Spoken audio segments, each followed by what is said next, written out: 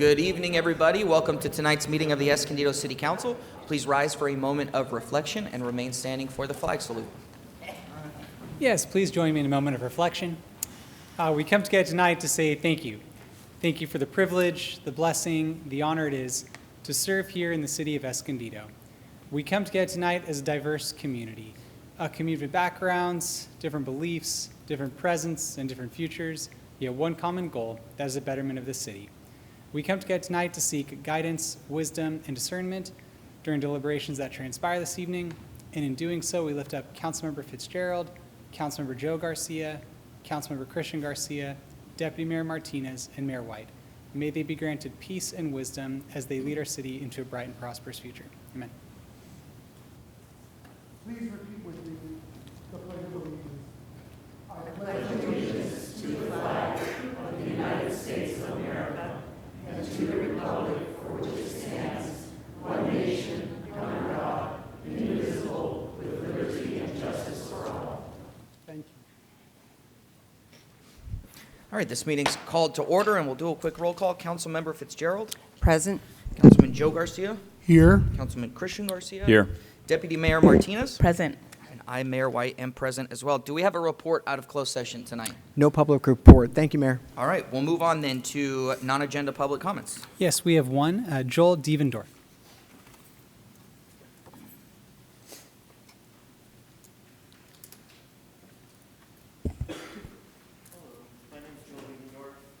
I just wanted to say thanks, Christian, for the directions to this room. I'm here speaking on behalf of Canopy Grove HOA Association. There are just two quick items that I want to bring to your attention, things that we have sent to Joe Garcia to be let you guys know are issues that we're experiencing within the community. Two things are the roundabouts on Country Club Lane. Since they were previously stop signs, a lot of people have been going very quickly down those roads. We've proposed some semblance of a traffic study or at least like rumble strips to help people kind of slow down in that area to do speed mitigation. As well as the other issue was the acoustic study for the pickleball court that we had, that is the public pickleball court that we maintain. We ask for some sort of guidance there as to what to do with the absorbent noise that is disturbing the residents within our community. That's pretty much all that I had for you guys. But thank you. He said there was only one comment, right? Yes, okay. Then we'll move on to the consent calendar. Tonight, items 1 through 13 and 15 through 17 are on consent. Item 14 has been pulled by a member of the public for discussion. Does anybody have any changes? Anybody like to offer a motion to approve the calendar as is? Great, I'll second it. And if there's no discussion, let's vote. Voting is open.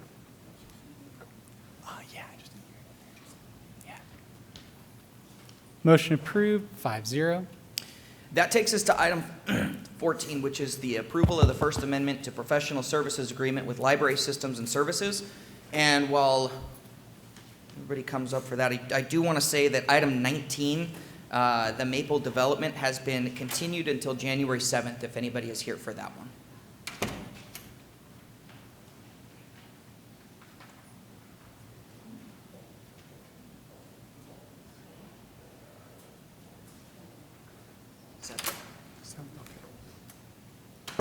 All right, Mr. Mayor, our first speaker is Laura Hunter.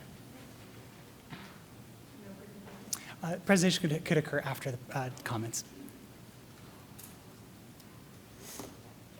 Good evening, Mayor and City Council, and thank you for pulling this item. In 2017, in spite of overwhelming opposition, none of you were on the council, so you didn't experience it, but trust me, I sent you some videos. The council outsourced our public library to a corporation. Promises were made at that time, including Mayor Abed told us at the time, we have to save the library by outsourcing the library. Now I read in the staff report, the city is like, oh my gosh, we have to look for funds, we don't have funds, and the library would have to close without ARR funds. What about Prop I? I mean, that passed. Where is the commitment on the part of the city to pay for our library? This is a public asset that should be a priority of ours. Second, the big holy grail of the library debate was that, oh, we need a library open on Sundays. Okay, but it hasn't been open on Sundays for years. So this was done in a no-bid contract. It contained conditions that did not benefit the public, up to and including deciding 18 months in advance of the termination of the end of the contract.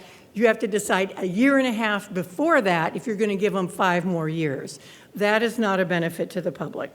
We have been waiting 9 years to try to take our library back into public hands. This last-minute manufactured crisis, but you have to do it, January 1st. You've known about this since August 2017 when the contract was signed. Between now and 18 months from now, the city should open a public dialogue about the future of the library, seek support from the county library system, and frankly, explore doing a JPA with the county to stabilize our library. I think that would really be a great way to move forward. At a minimum, you should work on that JPA. At the worst, you should do a new RFP and see if we can find other better operators who might want to bid on that. And we could redo this contract, which is not in our interest. The library is one of the most fundamental features of a healthy community. It's part of the commons, and it does not belong in a corporate portfolio. It should not be run for corporate profit with public money. Please vote no. Direct the staff to hold a public process and full debate of this in the new year, and ramp up negotiations with the county and hopefully form a JPA so we can have a place to debate this and talk about it. Thank you.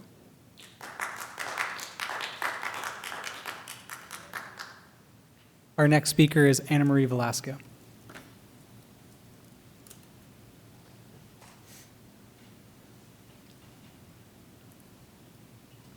Good evening, Mayor White and council members. I'm here for the same purpose as Laura. I actually was going to ask you to postpone voting on extending the contract to LSNS, but I found out today that there is a deadline, and that's January 1st, which basically gives us no time to us to prepare to discuss this with you.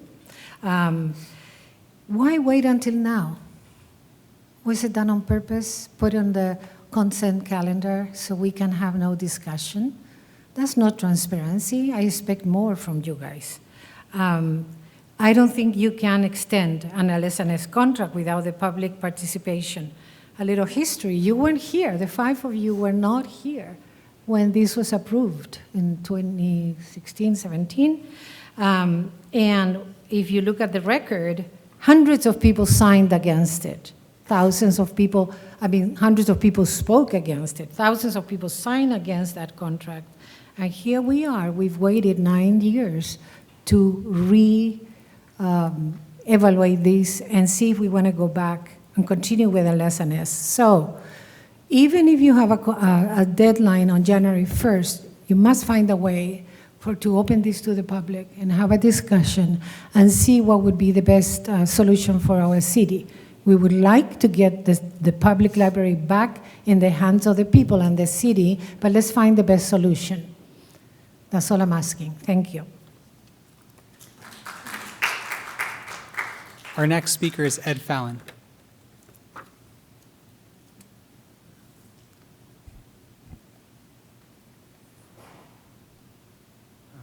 Hello, members of the council. My name is Ed Fallon. I moved to Escondido at the beginning of last year with my wife.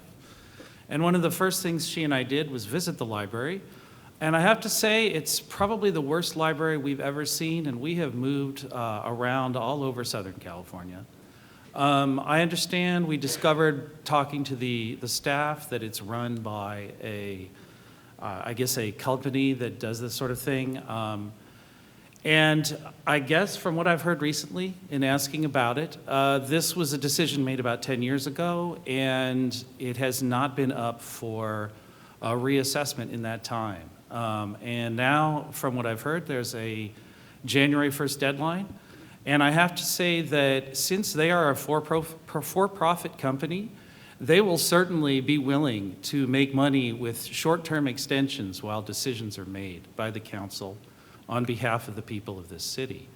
And I would certainly encourage the council to make the decision to not extend this contract, which is the agenda item, but to put this up for deliberation more in front of the public, and to extend them month to month or whatever the equivalent is while those decisions are being made, so that the libraries can be run in the best interests of everyone. As another speaker said, a healthy community has a healthy library system. So the fact that this library is frankly pathetic these days really says a lot to me and my wife about Escondido. We would like to be happy here, but we have to question, wow, what is this city's agenda? On top of that, a company like LS&S extracts money, thereby in the end reducing the amount of funds available for maintaining the library, buying books in the collection, and so on. Professional librarians always keep in mind the interests of the community, so they don't attempt to bias one way or the other. They have collection policies that reflect the needs of the community. Having such people who are responsible to the city and not to some company that's based outside of Escondido is the right way to have a good library system and to show the people of the city that you care about them. That's all.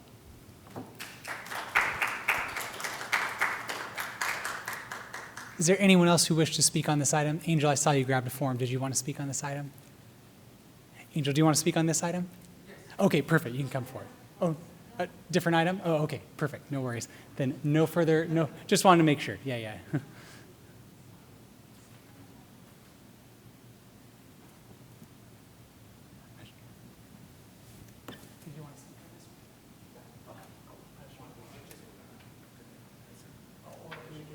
Sounds good. No further public comments on this item. Okay, and it's my understanding we have a presentation for this? Go ahead, time is yours. That's correct. Good evening, Mayor, Deputy Mayor, members of the City Council. I am Robert Rose. I'm the Assistant Director of Community Services, and I am the staff liaison to the library operator, Library Systems and Services. And I'm here tonight just to give you a really quick presentation on the First Amendment to the Professional Services Agreement. I would like to first start with a quick review of the operations and services provided by the operator, Library Systems and Services, or also commonly known as LS&S. They are required to maintain 60 hours of operation, offer circulation and reference materials, conduct educational, recreational, cultural programming, maintain community relationships with our support organizations, and oversee the administration, management, and reporting of library operations. I would also like to remind the council that the main library is currently undergoing a very significant renovation project utilizing a $10 million Building Forward Library Infrastructure Grant from the state of California. This project is designed to address critical infrastructure such as roof, windows, HVAC systems, ADA upgrades, and more, prompting the temporary closure of the main library, which resulted in the transition of library operations to the temporary storefronts at the North County Mall. While the project is on time, there is a parallel project from the citywide energy roadmap headed by Climate Tech Energy Services, and we'll be installing solar panels on the library parking lot, thus delaying the return to our main library until July of 2026. So here's a quick look at the L&S agreement timeline. On October 18, 2017, the City Council approved resolution number 2017-139 for the city to enter into a 10-year public services agreement with LS&S. Then, on January 31st, 2024, the City Council approved the use of American Rescue Plan, or ARPA funding, through June 30th of 2026 for the library operations. So tonight we're bringing forward for your consideration a First Amendment to that Public Services Agreement, which only extends the contract for 2 years, thus allowing us the necessary time for a robust community conversation around the funding of services for the library, which is expected to begin in September of 2026, and providing ample time for us to explore all facets of this particular project. So I would again just like to highlight here that the current funding for library operations is through ARPA, having no impact to the general fund. However, beginning in the next fiscal year, the funding will revert to the general fund with an estimated cost of approximately $3.2 million. And then in the second year of this amendment with a 3% rate escalation, thus bringing the cost to approximately $3.3 million. Therefore, the city staff recommend the city council approve resolution number 2025-172 to execute a first amendment to the professional services agreement with Library Systems and Services. And that concludes my presentation. I'm happy to answer any questions that you may have. Okay, the library has been on our list of priorities basically since I've been here, on the list of things that we would get to at some point. And if my memory serves me correct, the conversation was we just need to decide whether or not we want to continue paying LS&S or explore opportunities like the county or whatever the case may be. And my understanding was that that would happen starting middle of next year. So it is partially that. I mean, I think council's made some decisions that it needed to make this fall. One of those decisions was about how the council was willing to invest Measure I funds, and we had a retreat earlier this fall. That was the council's direction, and then subsequent resolution, which took place, I believe, this past November, was to make sure that the council, we spent Measure I funds in accordance with the recommendations that came through the council's, the adopted guidelines and investments, which are focusing on infrastructure and public safety and homelessness as the driving criteria. That did leave, as I spoke then, that leaves a challenge in long-term funding and support services for the library and how we're going to figure that out. And additionally, it's hard to understand the full operational costs as we're going through this reconstruction period. There's been additional reach outs about extending life at the mall and trying to better understand the cost centers around what that would take to expand services there. As staff has been focused a lot on that, as I said, we would really need to tackle these moving forward. Council also said to me in that retreat that once we better understand our general fund obligations and figure out how we've dealt with our deficit situation, we can potentially look at Measure I differently. I think council is going to have to entertain additional revenue and options. We are actively looking at all those things, including a conversation that was referenced earlier. Well, what would a county operation look like? We've been open and transparent about looking at those opportunities. Right now, we're trying to better understand what that would mean so that we could engage in a community conversation. When this contract came up for its binary choice that would have been either to end or to continue another 5-year cycle, staff went to LS&S and said that is not going to be possible because we have to figure out the funding long-term to support the library. And as has been referenced, there needs to be a community-led conversation around this. So a 5-year option would not be an acceptable space for us to engage in as staff. So we went back and said we need to make a different choice. And the operator, I believe, thinks that on its merits it has a case to tell itself and did not stand in opposition to a 2-year extension. But one of the markers that has to be addressed is what is this new operation going to look like when we reopen the library? And that's where staff has spent most of its time trying to keep that project on schedule and delivered. That has been a really challenging project because as we've gone through the facility, of course, we've discovered other things. And I really appreciate the tour the council and the library boards have gone on, as well as staff, to see what that transition is going to look like. That's also going to frame maybe what future discussions around operations look like when we have that new facility. So there's still a lot of unknowns that we needed to get, but I want to make it clear that when this was brought forward to the city manager's office, we made it clear that we could not extend beyond a 2-year cycle in this space.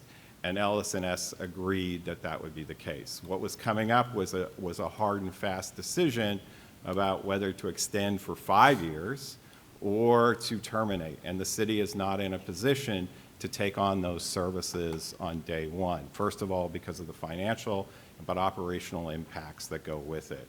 So we don't ever like to be in a binary choice, and we try to avoid them, but there are a lot of complicating factors as we go through this complex renovation and have these other conversations about long-term funding and support services for the library. Perfect, thank you. Any other questions or comments from the council?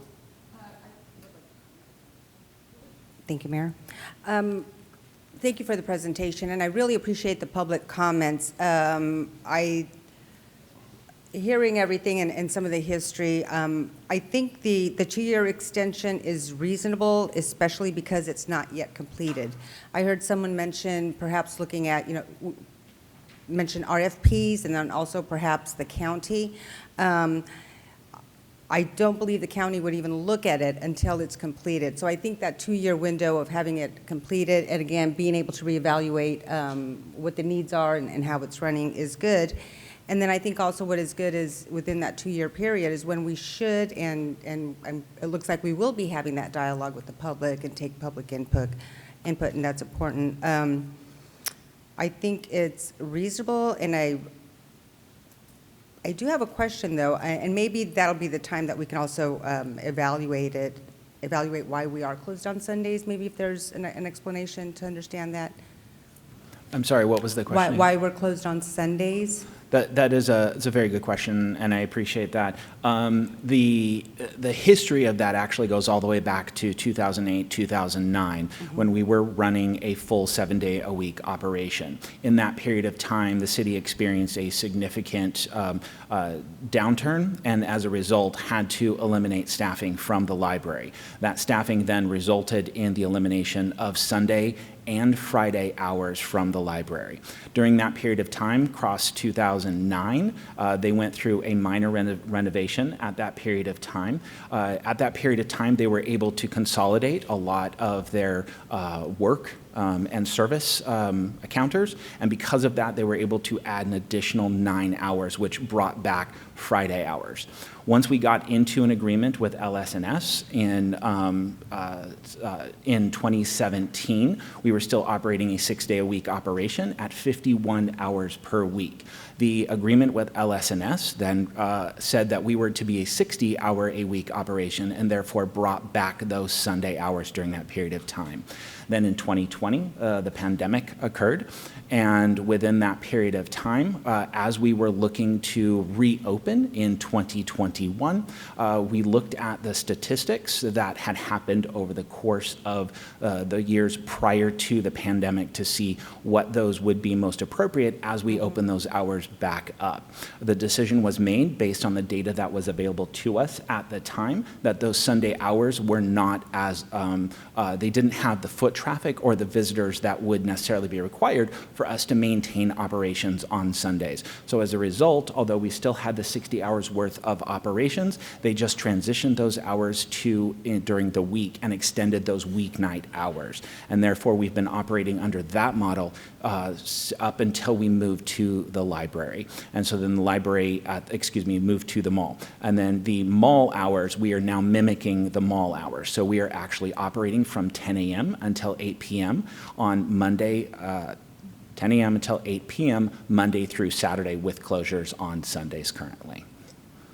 Okay, so I understand, why all those changes had to be made in 08, 09, and then again during the pandemic. I think maybe we should also be reevaluating during this time period what the community is desiring now, because it's going to be updating, state of the art. We're going to be offering a lot more things than it was before, so I do believe it's going to be attracting more people to the library. And I know that there are also additional programs that they're going to bring. So maybe we should kind of look at that and see what the public needs. And I just kind of want to open that door to evaluate, because when I had my littles, I used to love Sundays before I loved football. But yeah, so just new library, great new spaces for kids, families. I really think it's going to attract a lot of people, so I'd like to see, maybe we could just see how Sunday would work out and how the public feels about it. Thank you. Thank you.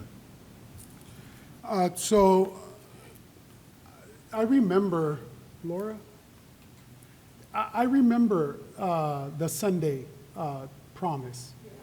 I remember that. I wasn't on council. I was sitting somewhere among the hundreds of people that were here, paying close attention to that. And thank you for reminding us, because that just prompted immediately that question. Now, we got an answer, but I still wonder. I have my own concerns, and I've shared with you my own concerns regarding how the library is being run. I think that we are at a time where we need to reevaluate, including some other operators, and there needs to be robust discussion with the community regarding this. I think this is all necessary. At the same time, I understand that the city staff instructed that we could not go 5 years in extension, which I believe is the norm or the agreement that was had, but cut it down to 2 years precisely because of some of these concerns. So I will support the 2-year extension, but putting on the record that we need to have a robust discussion, that we need to talk this with the community, and we need to clarify some of these issues that, as from my understanding from you, have been met, but we've extended the hours and have kept the hours extended. But maybe it didn't seem it was like that, okay? So I think it's time for us to begin to, but I will support the 2 years, but we need to get around to what we've been listening to. Thank you. Just want to say I agree with my colleagues pretty much on everything they said. Thank you. So thank you for the information. I was here in 2017. I was in the audience on the other side, on your side, when this item, which was very controversial, very emotional, over 100 people in this room, including packing the library board meetings, all that. So I recall very vividly, and I'm disappointed that this was on consent. I just want to say that. And you know, today I've been fielding a lot of questions and calling a lot of constituents about questions, and I think for me, while understanding, you know, the situation we're in and things happen, and we didn't know that we were going to have this construction of the library, like we didn't know we were going to have this grant, we didn't know we were going to have money come under bid, and then that could extend what we could do at the library, which means it's going to be closed a little bit longer. So while I do understand why we're here to some extent, partially,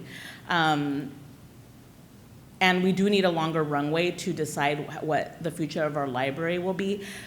My frustration is that I've been flagging this deadline of June 2026 for not just this fall. I flagged it over a year ago at the Center for the Arts when we had our retreat. So I flagged this well over a year ago because I knew this was coming, and I know nothing happens overnight at the city because things take time. There's a lot of due diligence that needs to be done. So I flagged this a while ago, and we talked about it prior to this last visioning retreat, at least 2 or 3 vision retreats. We've had quite a few. Even my colleagues were supportive of our city manager engaging with the county to speak to the county about, you know, starting to explore those opportunities. So I want to say that I want a renewed commitment that this will be a priority, that we're not going to wait to have these discussions, and that we will be transparent and open to our constituents about what's happening at the library. One of the calls that I had today, when I was explaining why this was happening and kind of the information that I learned since this item was on the agenda, was, you know, the January deadline, and it was either 2 options, right? But we're being backed into a corner, and that doesn't feel good to have to be kind of forced to do something because, you know, it's a binary choice. I don't like being in those situations, and I think we could have prevented this to some extent. But one of the things that the constituent told me was, well, but the city is saying they're gonna, you know, have a 2-year runway, but how do I know that it's not gonna then turn into another extension, right? And the city doesn't keep its promises. And that really broke my heart, because I don't want us to be known as not keeping our promises. And if we change something for whatever reason, because life happens and we have to pivot, right? Life happens and we have to pivot. we need to do better, and we need to explain why, right? We can't just do it and then be like, oh, by the way, we did it because of this. That to me is unacceptable. So if we do make a change, we have to really be intentional and communicate with our public about why we're doing things. I would like more clarity going forward on who's responsible for contracts, when these conversations are like status reports on what's happening with this. Like what is our internal deadline? By Q1, will a meeting be scheduled with the county? I want to know how we're progressing and not that we're waiting. I understand that there's a lot going on at the city, but I feel like we can do better and we owe it to our residents. I want our residents to trust us and not feel like, oh, this is being put on the last meeting of 2025, and one of the most controversial votes of our city's history is on a consent agenda. Come on, we can do better. We can always do better, and that's what I'm asking for. With LS&S, I will say, even though I was not the one that voted for that project, they have been very flexible with the city. I give credit where credit is due. LS&S has really diverse, robust programming, which I appreciate. They are very active on our social media and our library. I feel like our library has really tried really hard to make up for things, and I see that progress. So I don't want that to not be acknowledged. I think we have a fantastic library board that is diverse, that is super connected to the community, that genuinely cares and isn't just there to put it on their resume. From my understanding, this wasn't even brought to their attention. I just want to confirm. Did they discuss this by any chance, or was this, were they informed in advance? I know we just found out like a week ago, so. So Can you share? the meeting with the Library Board of Trustees is the second Thursday of every month. Okay. And this information came up to them at their last meeting, which was last week. Okay. But short notice. So I want our, and I'm not speaking for them, I'm just saying how I would feel, right? Because I'm envisioning myself, here I am on the dais now, but even if I was in your position sitting, I'd still be upset, right, about this. I'd be like, hey, we can do better. But even then, serving on a board or commission, I would feel like, hey, why wasn't I, why didn't we get to have this discussion at one of our board meetings last month or, a month before that? So this is just me raising that up. It's really important. Thank you, colleagues, for the points that you raised. I agree with you. I think just going forward, I want to signal that we need to do better. We need to have early conversations and inquiries, even if it doesn't have to be perfect, right? It doesn't have to be this fancy presentation, but regular updates, what's happening. We have a social media person now. You'll notice that we have more activity happening on our social media, on Instagram. I saw a video about the construction happening, like just regular updates about what's happening with our library, so people trust us, so people don't think that the old way of doing things in the city still exists, because I believe that we're all trying to do better. And my colleagues' comments reflect that. So just for because I want this to be noted in the notes, I'm gonna vote no, because I want to go on the record saying that I want us to do way better, that I do find how this came forward unacceptable, but I do support the library, I support the flexibility that LS&S has been given us, and staff, but I just want us to do much better and to be better about communicating with the public on this. Thank you.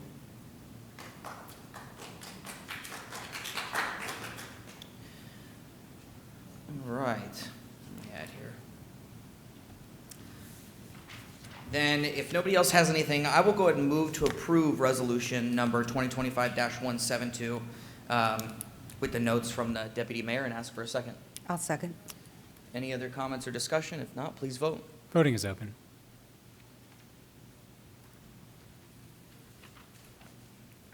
Motion approved, 4-1, Martinez, no.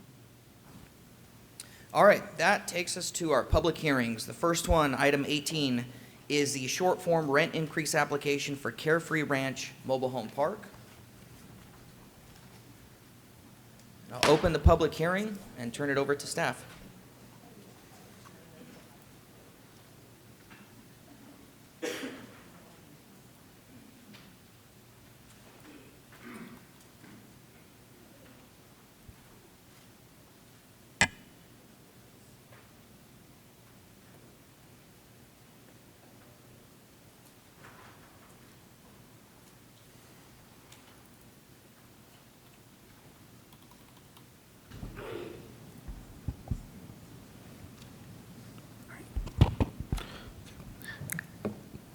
Good evening, members of the Rent Review Board. My name is Carlos Cervantes, and I am the Housing and Neighborhood Services Management Analyst for Mobile Home Parks.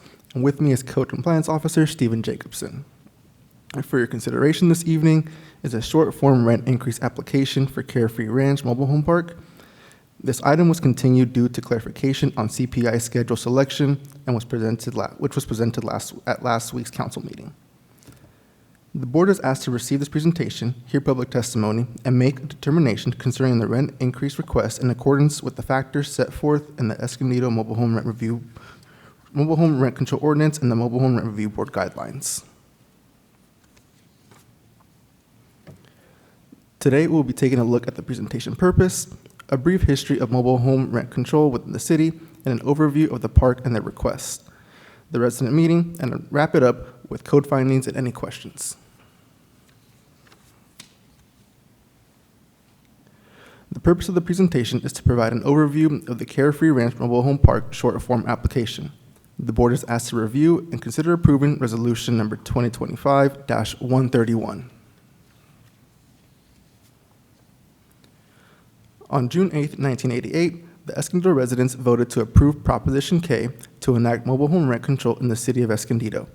Under Prop K, if a park owner wants to increase the rent of a mobile home rent control space, they must file an application with the city to obtain approval from the Mobile Home Rent Review Board. In 1997, the board adopted changes to the Mobile Home Rent Review Board guidelines to allow for the acceptance of a short form application. The short form is an abbreviated and less administratively burdensome application process for park owners and city staff. Through a short form application, a park owner can request an increase based solely on change in CPI in the San Diego metropolitan consumer area, versus the long form, which takes several factors into consideration, including change in CPI, local rent comparisons, capital improvements, changes in property tax, changes in utility costs, and changes in operating and maintenance expenses, to name a few. In order to be eligible for a short form, an application has to have been at least 12 months since the last one was received and deemed complete. A park owner's request has to apply to 100% of the rent control spaces at the park. A park owner must not have increased rents beyond the allowable limits in the last 5 years, and the requested increase may not exceed 90% of the increase in CPI since the last application was granted by the board, or 8%, whichever is less. At the board's discretion, they are able to approve an increase below 90%. For example, if the quantity and/or quality of services provided by the park are below standard, the board may vote to approve an increase that is less than 90% of the change in CPI, or 8%. Carefree Ranch Mobile Home Park is a 55 and up age park. It has 184 spaces, with 151 spaces subject to rent control. The remaining spaces are owned by the park. Their last rent increase was approved October of 2024, and the average rent increase at that time was $26.74, or 4.275%. Here's some detailed maps of the park's location at 211 North Citrus Ave. Here are some pictures of the amenities offered at the park. There's a pool area and a clubhouse, a laundry facility and a lobby, as well as a gym and library area. Here's a summary of the park's request. The request covers a 12-month period of consideration. As I said before, the last increase was approved October of 2024 with an average increase of $26.74 per space per month. The park is currently requesting the maximum allowable increase of 90% of the change in CPI, which equates to 4.064%. The average rent for the affected 151 rent control spaces is currently $769.51. The average requested increase is $30.05, with increases ranging from $19.75 to $41.09. As I mentioned at the beginning of the presentation, this item was originally scheduled to be heard early November, but was continued to later dates. The city had come to learn that it had not been uniformly considering how CPI time periods are being used in the calculation of CPI change for various matters. For that reason, we continued this item so that we could provide an explanation and formulate a standard process. Revisions to the guidelines were presented to the Rent Review Board last week, detailing CPI schedule selection and process. This update will be applied to increase applications moving forward and will not be applied to this requested increase, per council's direction at last week's hearing. A resident meeting was held on October 6th at 6 p.m., and individual notices were sent to each resident affected by this request, notifying them of the rent increase application, resident meeting, and public hearing date. 10 residents attended the meeting with no resident representative identified. Residents mentioned concerns about exiting the park and how there was only one exit and entrance available. Residents also asked for clarification on what code enforcement was inspecting. Additionally, after the public meeting, we received no calls or emails regarding concerns about the increase, and no residents signed this evening to protest the increase. At this time, I'll turn it over to Stephen to cover the code compliance inspections. Good evening, Council and Mayor. On October 6th, a lighting inspection was performed by Code Compliance Division. No lighting violations were identified. On October 8th, an inspection of the common areas was conducted by Code Compliance Division, Housing and Neighborhood Service staff, and Park Management. One general park violation was identified for overgrown tree branches encroaching into the roadway by spaces 15 and 23 and the guest house. A notice was mailed to the park manager and the owner informing them of the violations. According to Mobile Home Rent Review Board guidelines, no increase granted for any park shall go into effect until existing code violations are corrected. A reinspection was conducted, and as of October 23, 2025, all violations were corrected. Thank you, Stephen. So this application meets the eligibility criteria for submittal of a short-form rent increase request. Staff recommends approving the application and adopting Rent Review Board Resolution 2025-131, granting an increase of 90% in the change in CPI, which is 4.064%, and equals an average increase of $30.05 per space per month. If approved, Park Management must notify all residents 90 days prior to any rent increase taking place. This concludes the presentation. We'll be happy to answer any questions you may have, and we also have Park Management here to answer any questions as well. Did you want your 10 minutes? Come on up. Hello, I'm Jim Janssen. I'm the resident manager of Carefree Ranch and representative for Thompson Properties. I want to say thank you to the city. Carlos mentioned that our meeting there was discussion about entering and exiting the park. And we brought up in our hearing last year that residents feared for their lives pulling out of the park because of how fast traffic moves sometimes on Citrus Avenue. A few months ago, the curb was redlined down to the Vaughn's lot, and it is now, you can clearly see when you're coming out of there. I think you've saved certainly accidents, maybe lives. The people in the apartments across the street, I think, would be thrilled with this. So thank you for getting that taken care of for us. I think it was good for all. If you have any questions for me regarding the application, I'd be happy to answer them. Any questions? Go ahead. Thanks for being here. Yeah, I was just going to ask about the exit concern. So when was it that they fixed the curbs? I want to say it was in August. Okay, got it. And then now it's just like speeding still, or because they brought it up at this meeting, so that's after August. But actually, the comments were that had been fixed, and they were all happy about it. Thank you for that clarification. But I have residents, I mean, only 10 people showed up to the meeting. As I say, when people are angry, you get a lot of people. Right. When they're not, you know that. But when people pay their rent, I've had people call the office, and they think I did it. You know, I said, no, it was actually, I think it was this guy that made the connections for it to happen. But I want to say in August, all of a sudden, there were some orange cones out there, and we thought, what are they doing? And 2 days later, it was red all the way down to the Vaughn's lot. And now when you exit the park, you can see what's coming. Good.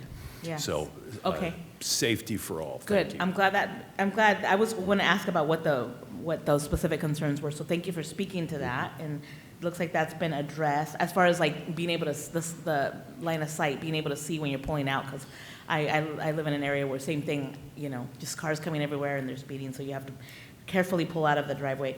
And then I had one more question. So no representatives identified. Oh, yes. One thing was the residents asked what kind of things does code inspection inspect? Did their questions get answered in that meeting? Yes, they did. Okay, great. Perfect. That's all the questions I have. Thank you. Anybody else have any questions for him? Go ahead. Yes, first of all, I'd like to thank staff for getting on top of that red curb, because I'm familiar with that area, and I've seen people in wheelchairs, motorized scooters, and it could be scary for that demographic.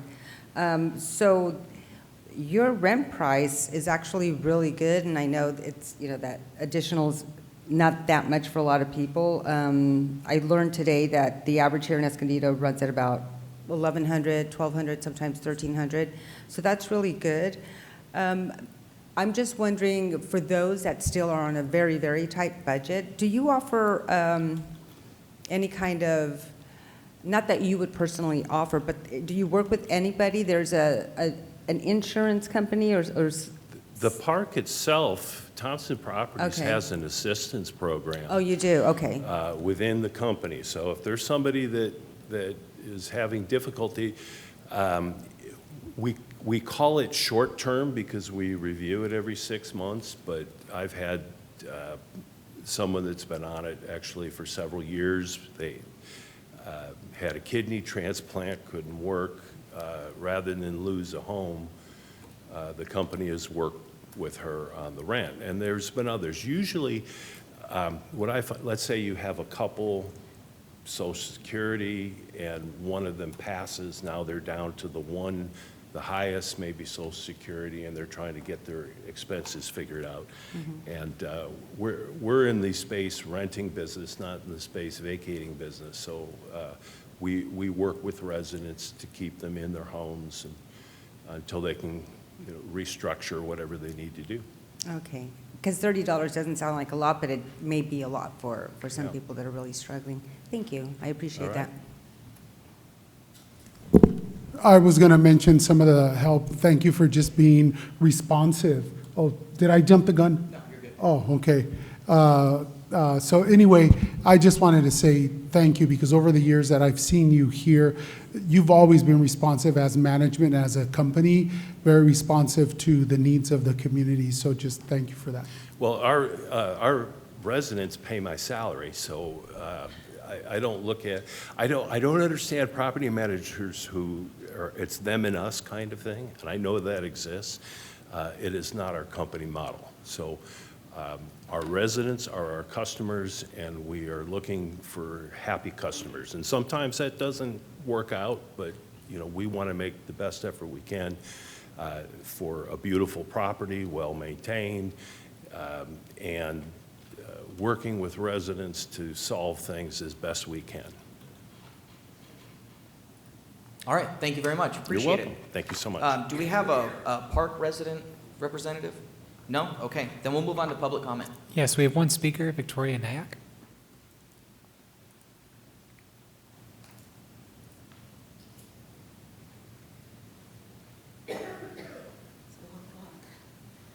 Hi, council members, mayor. So I had a couple general comments. I'm a resident of Escondido, and I'm very interested in renters and that they stay in where they live and that they're secure. With this general process of raising rents on rent-controlled properties, I'm just hoping that we're taking into account the actual increase of the maintenance costs or the general costs of running the park, and not just assuming that they're increasing at the same rate as CPI. That's not always the case. Each property is different. Different properties, different investors have different different maintenance costs, and they can actually bring those down if they utilize networks that they have. Also, like Councilmember Fitzgerald had mentioned, not everybody's at the same level. So this $30 can make or break some people. And so taking into account, are we advocating that they have better benefits, that they have rental, just keeping in mind that there's renters on the side too of the increase. So I'm just hoping that we can keep that in mind for future and maybe loop that into the discussion. All right, thank you. No further public on this item. All right, we'll go ahead and close the public hearing. Does anybody else have any questions or comments? Sure. Feel free to make a motion too. Thank you. Okay. Yeah, thank you for that comment. So as far as like factoring the cost, that's usually the long form process, which is, just in short, this is a different streamlined process. So I hear you, and the long form process kind of takes into account what you're talking about. So I'm happy to connect with you offline and talk to you more about that. So I just want to say that there is a process for that, but it's usually different than what this is. And this is kind of like the compromise process, but I'll share more separately. So thank you for your comment, and I'll move to approve. I'll second that, and if there's no more discussion, please vote. Voting is open. Motion approved, 5-0. All right, thank you, everybody. Item 19, as I said, has been continued till January 7th of 2026, and that brings us to our current business. Item 20 is council compensation.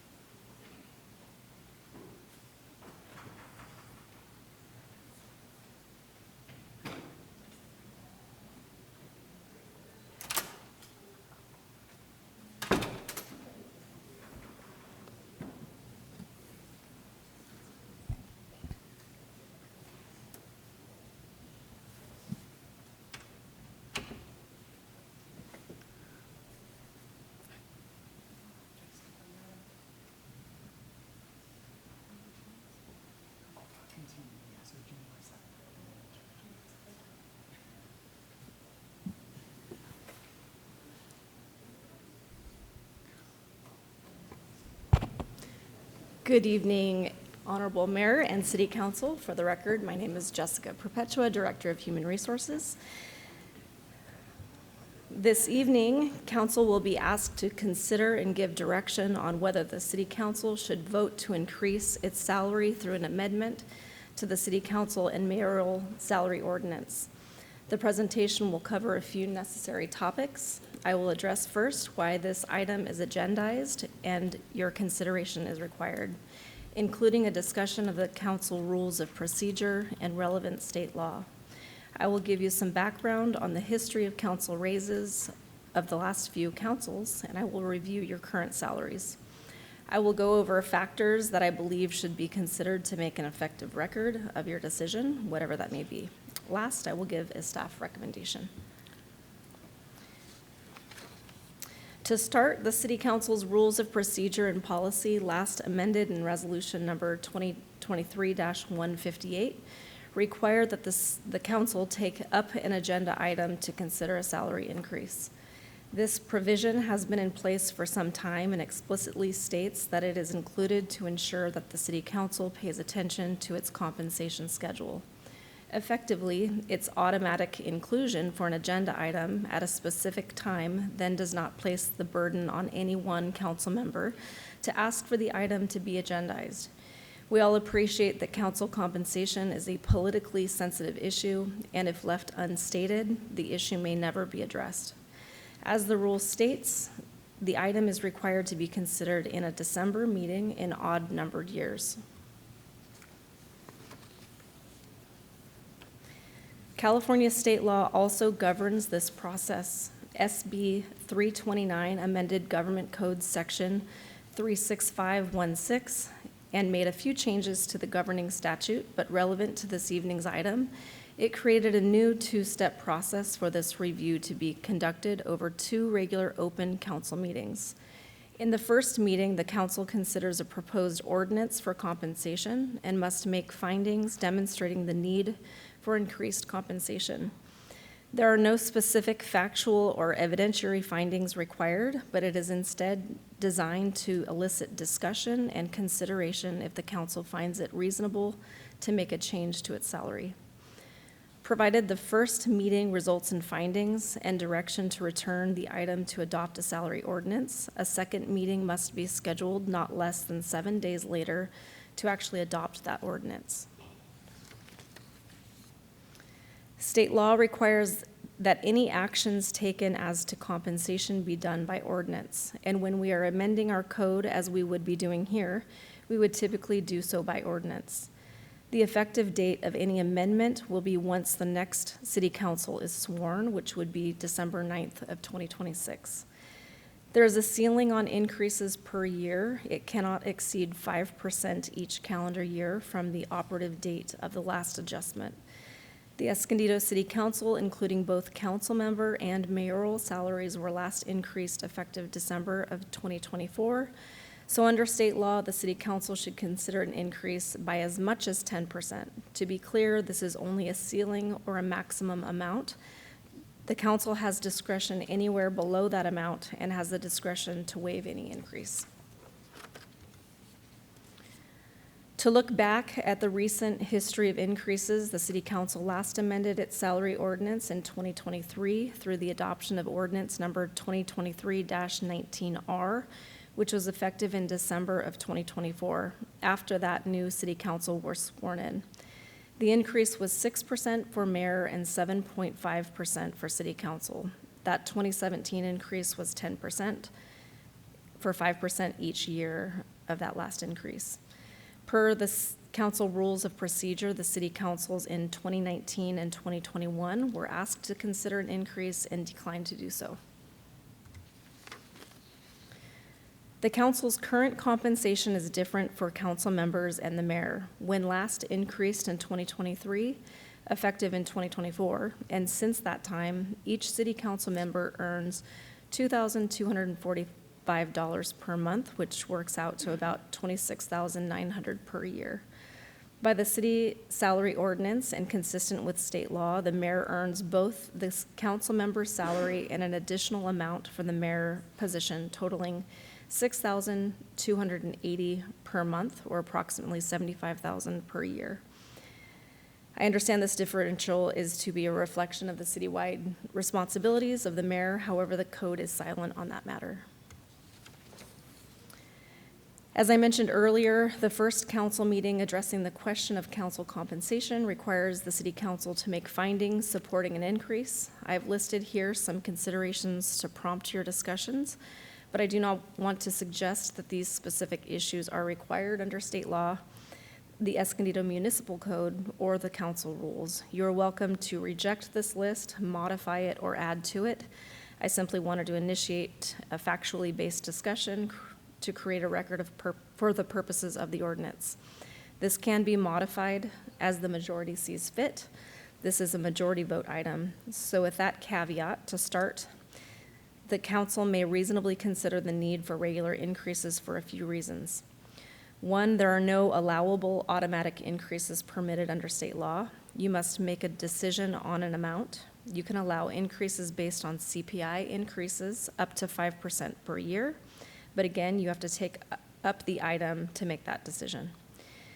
You are uniquely qualified to address the nature of the amount of time you all spend doing city work, both in your offices, at city facilities, in the field, and in the community, during regular business hours and at night and on weekends.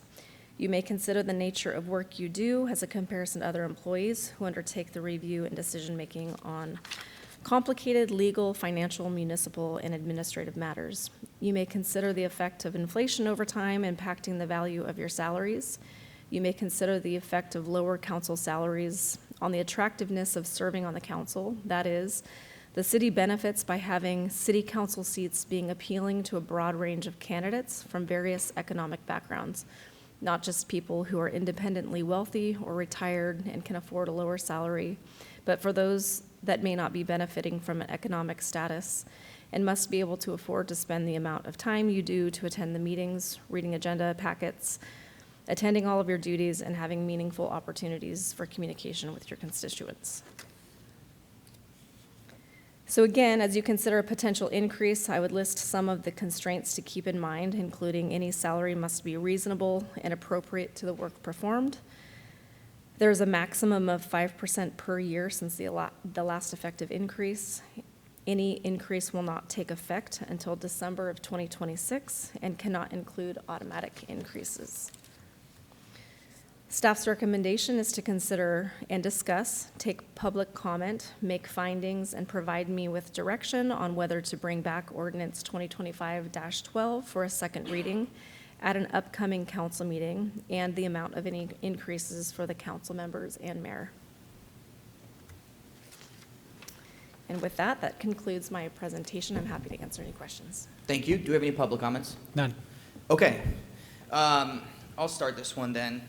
I have a question. In the staff report, it says, pursuant to state law, the council has authority and discretion to increase its salary through the adoption of an amendment to the salary ordinance. Any increase approved. Let me skip all that. As of next year, the council may simply consider the amount of inflation since January 1st, 2026, based upon the CPI, not to exceed 10% for each calendar year, and adopt the lower of that amount or 5% a year. Can you explain that a little bit? Sorry, I turned that off. So not to exceed the 10%, and feel free to jump in, Mike, too. The CPI, just for reference, is, I just pulled this up. It is, if we're looking at our local area here, for the 12-month, it's been 3.8 and 4%. So it's broken down by month, but largely 3.8%. Do you happen to know off the top of your head what the... So just for the record, we only use based on council instruction, it's the annual rate for 23 or 24. Just that is process that's changing, but I want to make sure that you could elect to do something, but I want to remind everybody that we just had a policy discussion, and it would be looking at 23 and 24 to understand where we are in 25. Yeah, understood. Do you happen to know off the top of your head what the lowest percentage was that we gave any of our bargaining groups? I do. So we have, that would be 5%. Okay. Yeah, this item is not fun. It almost feels kind of slimy when you're doing this. Just so the public understands, there are 3 of us up for re-election next year who may not see any of that money. And I do think it's important to, like she said in her presentation, make this an opportunity for everybody, not just independently wealthy people. So I'm open to it. I'd like to hear all your thoughts and comments. I'm also open to structuring it the same way last time, where the mayor takes, I don't know if it was 1 or 1.5% less, but yeah, I'll open it up for discussion. Thank you, Mayor. Thank you for the presentation. So I do appreciate the question that was asked, because I had the same question. I wanted to know what the lowest what the department with the lowest raise was. You said it was 5% this past year, right? Okay. And so are we looking at 5% over, is it each year? Excuse me. For last year, so we just, again, finished up negotiations for a 3-year deal with our fire group, and that was a 5%, so that's upcoming. If we're looking at last year, the lowest percentage would have been 6%. Okay, all right. So we could say, so it's 5% over the next 2 years.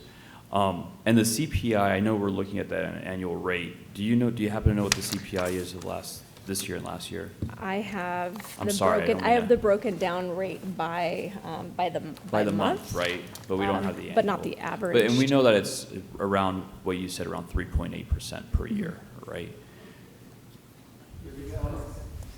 You have it. Chris to the rescue.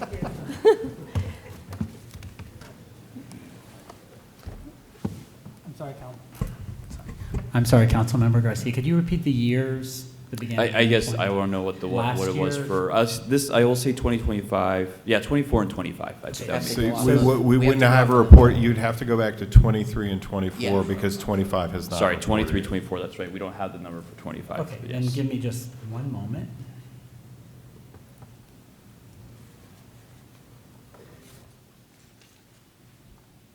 The 23 to 24 annual increase was 3.12%. It was significantly higher between 24 and 25. And 24, 25, what was it, you said?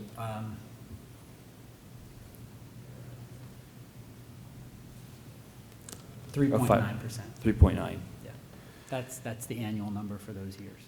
Okay, so I do want to echo what the mayor said in terms of making the position accessible to the average worker. As many of you know, I'm a teacher, and I think that actually on an hourly basis, my teaching wages is higher. But that being said, if we leave this to not making it accessible, or I guess, even financially feasible for most people, unfortunately, we're going to get people only that are going to be independently wealthy or already retirees. And I don't think that's a reflection on most of our community, especially if there's going to be 5 of us up here. I think there needs to be a better reflection on our demographics in our community. We all know how much things have gone up in costs, especially for all of you. You guys know that insurance has been quite hurtful for a lot of us.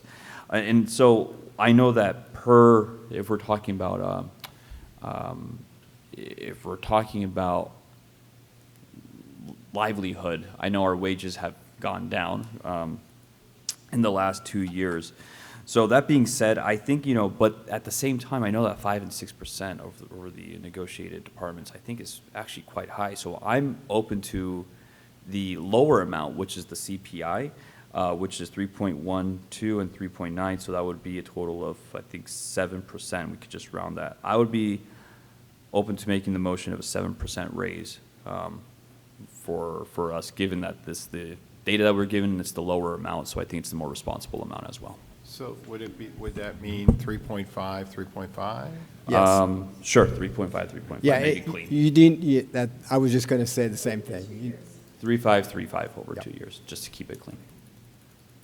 Can I, what was your motion? For the raise of 3.5 per year over the next 2 years. Can I make a friendly amendment? Yes, sir. The mayor then 2.5, 2.5. I'd be open to it. All right, I'll second that then. Thank you all. What's the cost of 1%? Do you happen to know that? I will get that for you. Yeah, okay, thank you.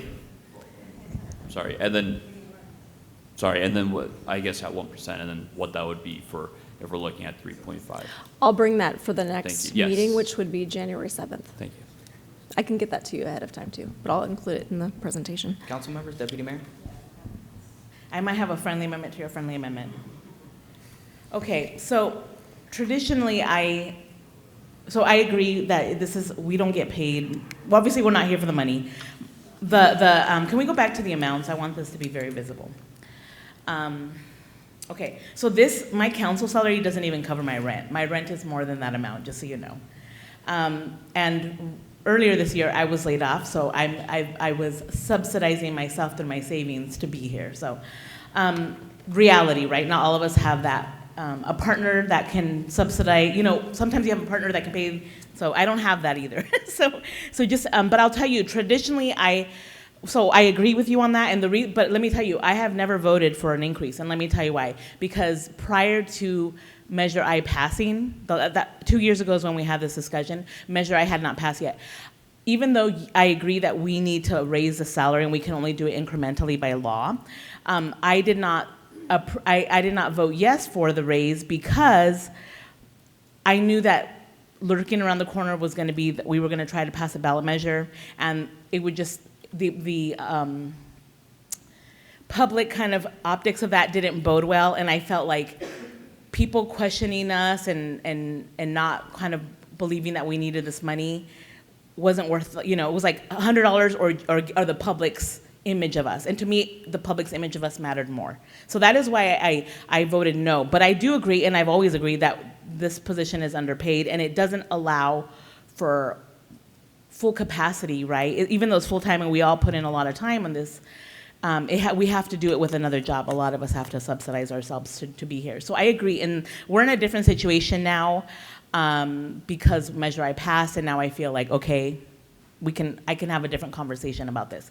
The one thing that I want to raise up is the mayoral salary, because I don't know why. Do you know why we didn't include the breakdown? Because I had asked for that. The breakdown of the city's council and mayor pay. It's not in the packet for some reason. Do you know why that was not included? Right, because there was a table that I saw that showed the cities of what council pay is. Usually when we do compensation conversations, we have where the cities are and their council pay. And I know we've had them in previous slides. And I know that we used to have the city attorney do this and now we have HR, so we have a transition. But do you know why that table wasn't included? We sent an update to the council members today. Okay. We're happy to provide that as a general disclosure, but this is, as you're pointing out, we're transitioning between HR. Yeah. Okay. But you do have a copy of that in your possession. Okay, in my email, yes, not in my printed possession, but yes. Okay, so off the top of my head, something surprising that I discovered in this is mayoral, and I'm saying this because I want the public to know, depending on whether you're a general city or a charter city, so charter cities have more flexibility around council pay. So like City of San Diego, they make over $100,000. I think they make $175,000. They obviously have a larger jurisdiction, right? They have like a staff of 10, a chief of staff. We don't have our own designated staff. City of Oceanside is a charter city. They have a full-time staff. So we can't be we're different cities and we have different staff support, some of us, and here we don't, and we're on the lower end of the council salary. What was interesting in reviewing that data, which I wish we had, and please, I'd like to request that be part of the record of the minutes, since it's not here, is that most, like Solana Beach and other cities, the mayor pay and the council pay is the same. There's no extra mayor pay. So I thought that was very odd, and I asked, hey, why? I've always wondered, why is the salary so hugely different? 2,000 to 6,000, that's a huge difference. We don't have a strong mayor system, meaning that the mayor doesn't play the role of the city manager, so they're not having to take on those additional duties. But the mayor does facilitate meetings, approve proclamations, and I'm sure gets more calls than we do because he's the mayor. So I just thought that was odd, and I asked, when did this go into effect? So just for the public's edification, can you share when we started adding mayor salary in that subsection B in the ordinance? Yes, that began in April of 2003. Okay. And there's no record as to why that was, that we added, that was added? It was the distinction that the mayor took on the greater citywide responsibility.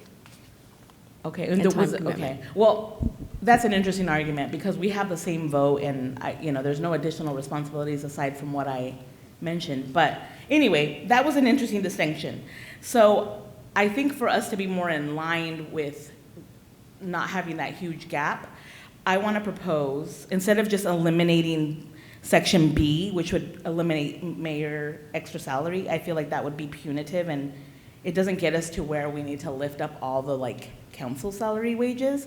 I do want to recommend a friendly amendment to your friendly amendment, that we do the 5%. I'm going to be bold and make it easy, but that pause the subsection B. So because otherwise that gap is going to widen. So if we just do the council salary, every council member, including the mayor, the base, which is $22.45, goes up 5% each year, starting after next year. But then you pause the mayoral pay, so then everyone catches up.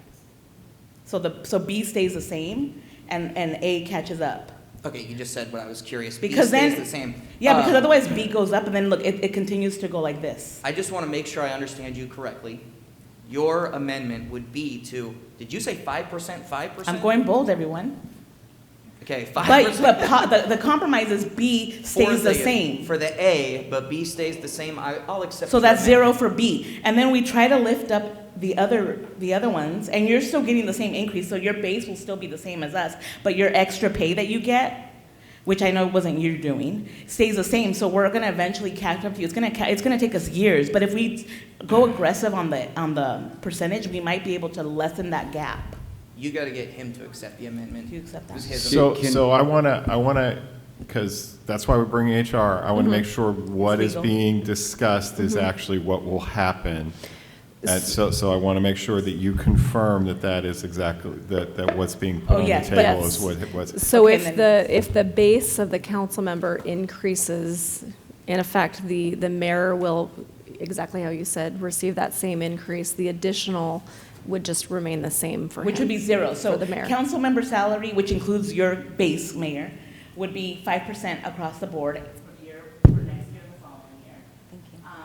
Because that brings up a little, sorry, I'm loud, I feel like y'all can hear me. So, and then the mayoral salary, the B is zero. So meaning that extra pay that the mayor The gets. 4,035 stays the same? Exactly. We're not taking that away because it defeats the whole purpose of this being an actual livable, position. But it at least catches up, or eventually in several years, hopefully the mayor and council will be closer together. And even if the mayor was like 1,000 over, that's fine, right? But it's just such a huge gap, and it's not the norm in the region. And so, yeah, I think that's a very fair compromise. We're going bold on the other one to catch the council base salary, which includes you, but then the extra amount doesn't go up, because otherwise it just will continue to be wider and wider and wider, and it just doesn't make sense. So that's my friendly amendment to the friendly amendment. I have a comment. Hold on one second. Did you accept that? No, I'm not saying no, right? I want to hear what my colleagues have to say. Thank you for that. And I do have a question, though. To your point, the council positions are considered to be part-time, while the mayor position is considered to be full-time? No, it's all full-time. Are they all both considered? 'Cause we all get full-time? benefits. So I think one of the challenges is that you're all classified as FTEs. Okay. I can't Okay. comment on level of effort. It's just it's technically No, you're no. all FTEs. Okay. I was going to say, no, that makes me feel better, because I'm like, I'm putting in full-time work here, but getting part-time. So, okay, that's good to know, and actually I think that compels your argument a little bit more. So that being said, I still want to hear what my colleagues have to say. And just because I used an acronym, full-time equivalency. Yes. That's I want to make sure. Yes, okay, thank you for that. Again, let me hear what my colleagues have to say. I'm not opposed to that, but Well, I do want to make sure. appreciate the FTE and that we're all full-time employees, but the reality is then that he works overtime. He's at more places, more nights a week, sometimes Saturday and Sunday. So I just don't, I wouldn't be able to justify saying that at some point it would be the same, close to the same pay for both, because there's more responsibility that falls onto the mayor. He has to be more accessible, not just to the district, but to the city. Sits on more boards and commissions and is interviewed the most, has to go represent the city the most. So that's just my thinking about it. I just don't feel comfortable being able to justify it when I clearly see and have witnessed that out of everybody on this dais, he has worked the most amount of hours. And those are my thoughts. And not to interrupt council's conversation on this item, but as you mentioned, Deputy Mayor, that other agencies don't necessarily have the differential between council members and mayor, but since Escondido put this into place in 2003, that variance between council member compensation and the mayor was 45%. Since that time in 2003, it has fluctuated, but more or less remained the same at that 45%. It's gone up to 47%, down to 32%, and it is currently right now at 44%. So it's more or less remained that same variance between council member pay and mayoral pay. Councilman?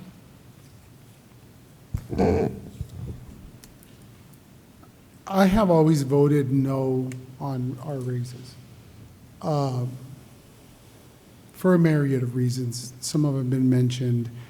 I've also felt that it's a full-time commitment and I read that somewhere, and I mentioned that it was a stipend, and that's what I've said to the community, although it's been explained to me because of the benefits and stuff, it's considered a full-time equivalent. But somewhere it says a stipend, and I said, we get a stipend for full-time work.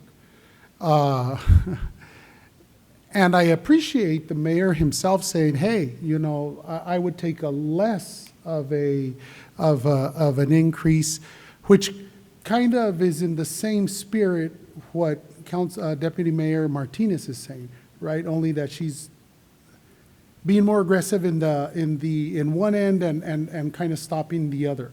And I'm kind of stuck right there trying to to figure out, because this for me would be the first time that I would actually support an increase in our salary, because I've always pretty much felt that by no means am I wealthy in any way, shape, or form. And I have to have a second job to be able to do what I do. There's a word or a saying in Spanish, se hace por el amor del arte. You do it for the love of the art, right? To help out, to support the community. So I guess I want to hear what you have to say. That's kind of what I'm sharing, to hear what my colleague has to say. And I have a few minutes to make up my mind, because I have been staunch against this, to the point where I asked last time not to give me the salary increase, and which now that the city has been able to implement that, my salary has gone back down to what it was before, where it was when I voted against it. So I actually make less than anyone up here. So I'm struggling with this, but I'd like to hear what my colleague, Councilmember Garcia, has to say. Then I'll make up my mind. I think the city manager's got a statement for us. Well, I have a question. If you would give us maybe a few minutes, maybe we can show you what the results of the two scenarios you have on the table in terms of monthly compensation would look like. Would that be helpful as you consider this? Yes. All right, You mean saying his original motion and then her? So there's a 3.5 with a 2.5. 2.5, and then there's a 5 and 5 with none. And if you could give us a few minutes, maybe we can work on showing you visually what that does to slide 7 in terms of monthly compensation. Then let's and take a then 5 that minute might help clarify what we're really talking about, right? Is that a possibility? We'll pause for 5 minutes. All right. That was a treat. All right, we'll go ahead and reconvene the meeting. And City Attorney, did you have something? Sure, Mayor. Thank you so much for giving us an opportunity to try to do some math here. And I think it was also helpful that the city manager was trying to clarify, I believe it was Deputy Mayor's motion, or the motion to the motion, or the amendment to the motion. So just to step back for a moment, the structure of the salaries, and I like to use subsection A and subsection B. So you have of our municipal code, section 2-28. The A section is all council salaries. The B section is the additional amount that's allowable under the government code for the mayor. So as we were doing our calculations using the 10% that the deputy mayor proposed, 10% for each of the council members per, right, total, 5% per year, 2 years, we were able to come up with a number of 2469.56. Is that right? Yes. Okay. And then with Councilmember Garcia's proposal for the 7%, that would be 3.5, 2 years, 7%. We came up with a total then of 2402.21. So those are the 10% and the 5%. Now, as I understand it, one of the proposals was to only have the mayor at 2.5%, but now I'm hearing that the 2.5% is the total amount of the mayor's salary. And the problem with that, not just the B section, that's why I'm breaking them down A and B, but to the total amount of the mayor's, is that right? So that creates a little bit of a difficulty in the way we do the A and the B salaries. And the A and B salaries were designed to track the way the government code does these salaries. A for the council members, B under the 36.516.1 for the mayors. If there's a better way to accomplish what you're doing such that we could insert a whole number in the B section, that would be much easier for us. Does that make sense? It does. And I'm going to turn back over to my colleagues real quick and say that I agree with both of you. I didn't think anybody would bring up a full 10% for the council, but I do think that that's needed. So I don't know if this is an easier way to structure this, but keep the mayor's entirety at 2.5% per year, but the city council at 5% per year. So in other words, Mayor, are you saying for the B salary, The whole- 2.5? Just the whole thing. That's That's the separate. complicating factor then. Yeah. So what I think the city attorney is communicating is that the B section is looked at as a bonus above. And the problem is when you start to pull it out to get back to that conversation, it's two different calculations, right? So that's what's causing the challenge. Yeah, if there's a way to do a whole number, go ahead, I'm sorry. Okay, yeah, so I did some napkin math. It helps that I'm a math teacher. And it actually looks like the numbers are pretty comparable anyway when we're looking at the 7%. Over 2 years or 10%. Anyways, it doesn't matter, but the details of it. So I think just to make it clean, I think I'll take the amendment that my colleague made, which is a 10% on the base, and then freeze the mayor's raise, which I think would ultimately be about the same as what your original proposal was anyway, actually a little bit less, if you're okay with that. I'll accept that. Okay, so 10% on the base and freeze the B. So just to be really clear then, for the ordinance that is going to be introduced, because we're repealing the old, introducing the new. So under the A section, the monthly salary will be $2469.56, and that's with the 10%. The mayor's salary under the B section will remain at $4,035.06. Yes, that's correct. And then, just, to clarify, I mean, we're looking at a difference of about what would that be, $67.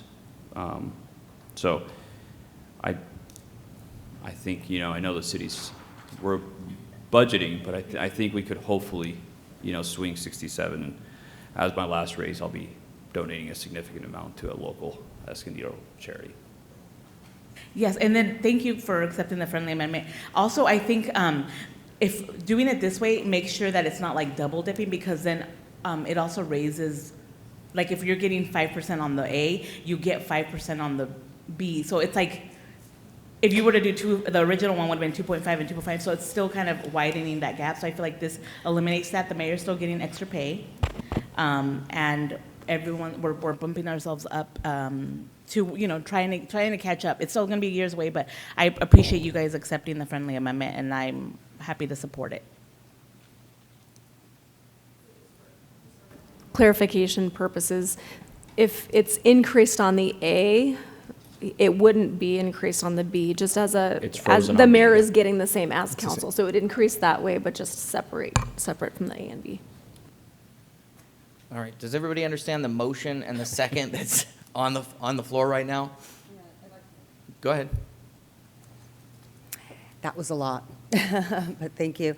I do want to comment, when this first came across, I had a really hard time with it, even considering pay raises. I really appreciated the time with the city manager, city attorney, just to be able to talk through a couple of things.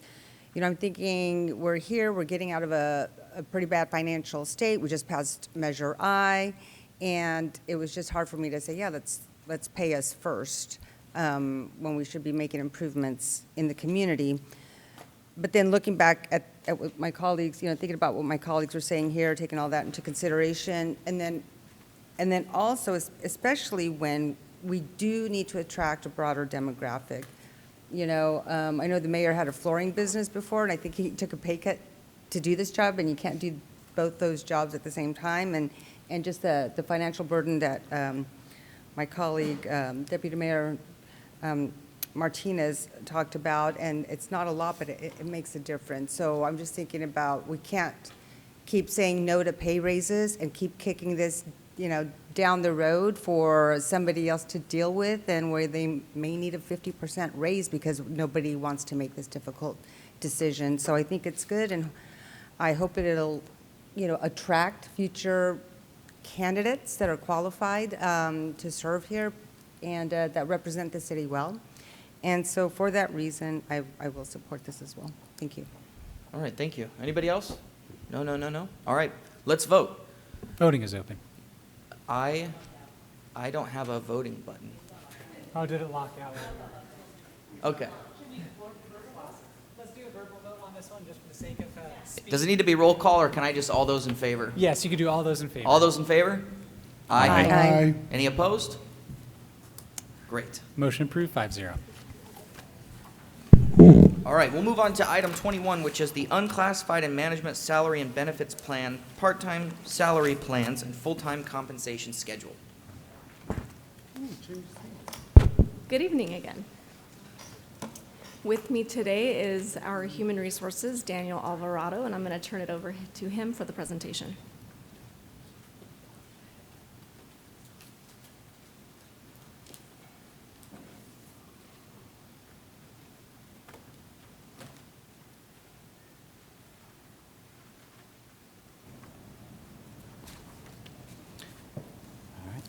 Good evening, Mayor and Council.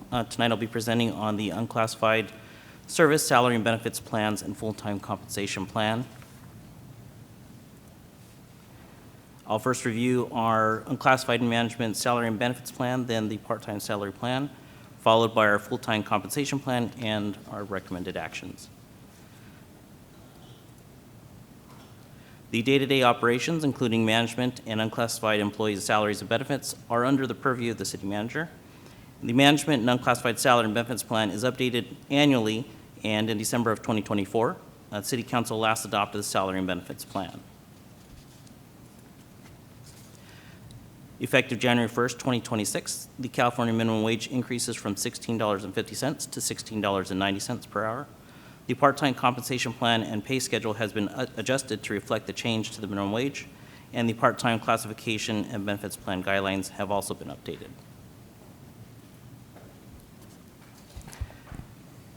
In regards to the city's full-time compensation plan, in order to comply with the Public Employees Retirement Law, Public Employees Pension Reform Act of 2013, and Title II of the California Code of Regulations, pay schedules must be made publicly available and be approved by the governing body. As a result, staff recommends adoption of Resolution 2025-165, which amends and reestablishes the salary and benefits plan for the unclassified and management groups. Adoption of Resolution 2025-166, which amends the part-time salary plan to adhere to the January 1st, 2026 California change to the minimum wage, and adopts the part-time and temporary employees classification and benefits guidelines. And last, adoption of Resolution 2025-167, which amends and reestablishes the full-time compensation plan for all full-time employees. Thank you. Any public comments? None. All right. Council have any questions? Someone want to make a motion? I'll second that. Okay, perfect. Anything else? All right, please vote. Voting is open.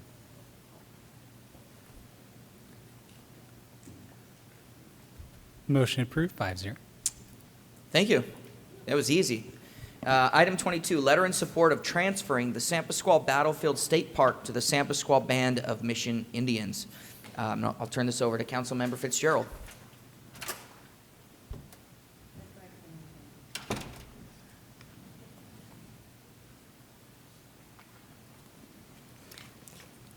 Yeah, so as you know, our community is rich in history with the Native American tribes in the area, specifically with the San Pasqual Band of Kumeyaay Indians. Last year, they submitted a request to have, it's approximately 3.69 square miles in the San Pasqual Valley, returned to them for them to be able to take care of the land. They requested that after realizing that because of state budget cuts and then also the city of San Diego having some financial problems being able to maintain the land, they wanted to be able to go and just take care of the ancestral land that there to steward, and then also to care for the cemetery, the ancestral cemetery there.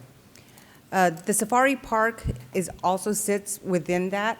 But they're going to go ahead and they're saying we're in agreement to continue letting the safari park manage that. But they want to be able to invest, maintain it, upkeep it, attract tourism, and just really be able to elevate it to honor their culture and again be a part of the community. I see them as an extension of who we are here in Escondido, and I just think that that would be not just beneficial for them, but just something that would also enrich our lives here with the art and culture and the value that would bring to our community. So I am requesting that the council approve this letter of support that we will be sending to Mayor Todd Gloria in San Diego. Do we have any public comments on this? None. Okay. Thank you, Councilmember Fitzgerald. I'd be happy to make the motion to approve the letter and ask for a second. Any other discussion? Go ahead. Thank you for bringing this forward. A quick question. I have an extra copy of the letter. It looks to be the same one as in the packet. Was there any changes made? No Just wanna make changes. sure. Just want to Okay, make sure good. you had one. I was reading about Assemblymember David Alvarez wanting to have the state return their portion of the ancestral lands, but that for some reason still is making its way. Is that correct? There is something in the language that they have to update. Got it, before they can move forward? But that's going to be separate than what we're Right. doing with San Diego. So can you tell me what's been the history with City of San Diego? So City of San Diego now is the owner of that land. What have been the communications? Has there been resistance from the City of San Diego? If you can share some of that history, because I didn't see it in the staff report. Thank you for that Or the question. report, sorry. Thank you. Yes, so with the City of San Diego, there was a pause in moving forward because part of that land there that is not being utilized really would fall under the water district. And so they had a water authority. So they had to, of the City of San Diego. So that's something that they had to work out with the City of San Diego. I did speak with Mayor Todd Gloria about that. So he is supportive. Okay. But that's just one area that they want to be able to fine tune. As far as on the state side, that looks like that is going to move forward, and this is why this is specifically for the City of San Diego. Thank you. So it seems the current mayor of City of San Diego seems very open and supportive of returning the land? Yes, Okay. and he stated when I met just last week, that would be helpful because they do not have the resources. Zach, stop doing that. And the land does need to be maintained, and so this would be something that would be helping out the city as well. But again, it is a process, and I think this would kind of hurry it along a little bit more. Okay. So I am very supportive. Thank you for sharing that history. I just was wondering kind of where the stall was, but things take a long time in government. But I believe that the best, having this be returned to the original peoples of this land is the right thing to do.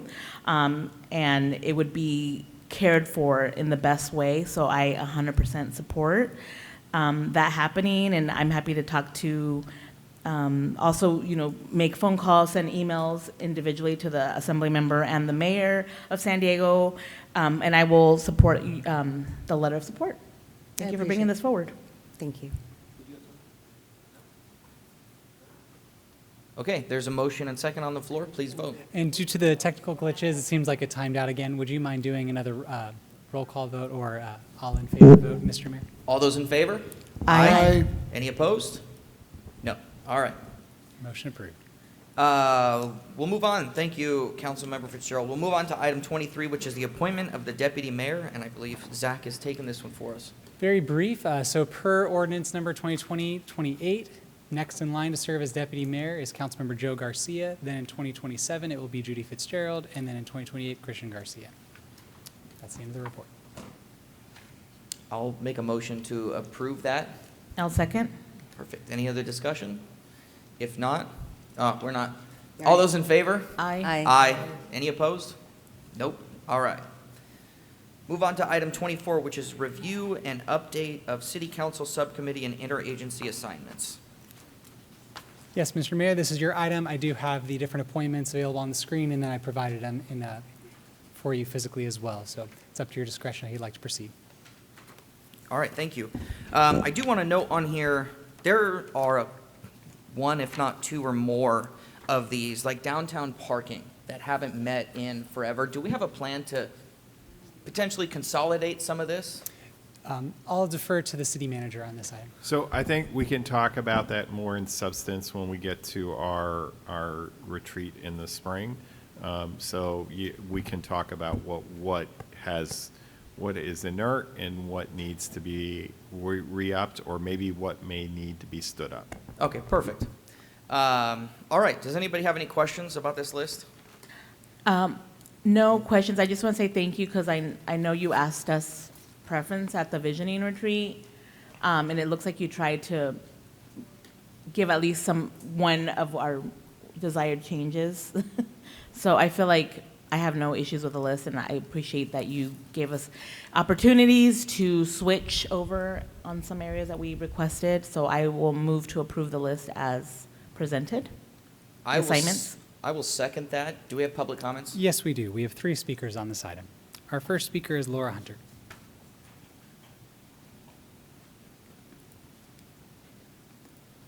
Yes, and hopefully you received the letter that we sent a couple weeks ago just to, because this was on the agenda last time. And I guess tonight is my night to bring up about promises that the city has not kept.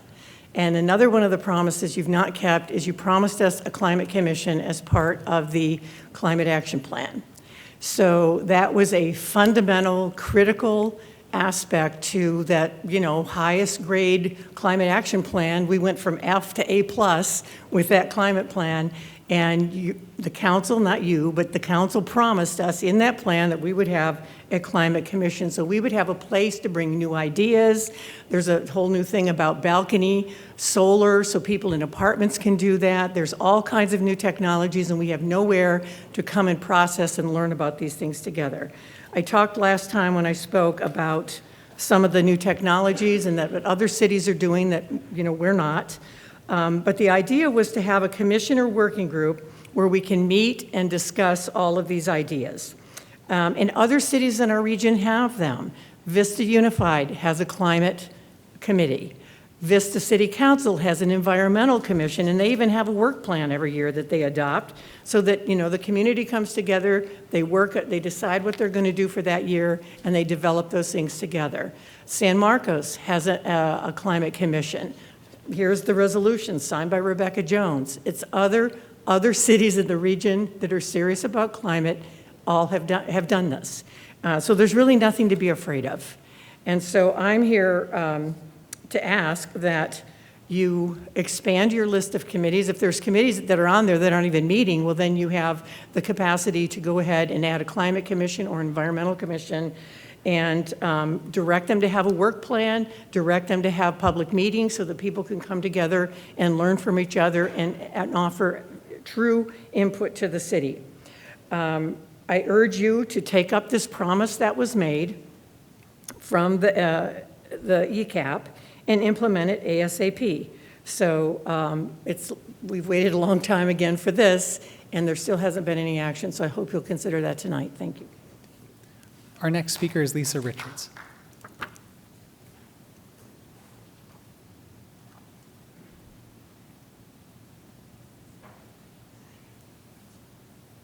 Hello, all. Okay, talking about the subcommittees, basically, across the board, I think people are asking for more transparency, more engagement, and keeping us up to date on what's going on. Towards that, I would ask for for all of subcommittees, clear communications of vision and issues and barriers as they pertain to each subcommittee, transparency into what monies are available, for instance, for addressing homelessness and any criteria that needs to be met with these monies, regular updates on progress and next steps, including timelines and monies being used, community input through for specific issues such as homelessness, town hall meetings starting with vision. So the town hall meetings that were just done was probably the most interaction that I've seen, and that was good. We can expand upon that. Communication in the city council meetings that are centered on subcommittee progress and issues, and meeting minutes available to the public. That's it. Thanks, guys. Our next speaker is Tracy Barham.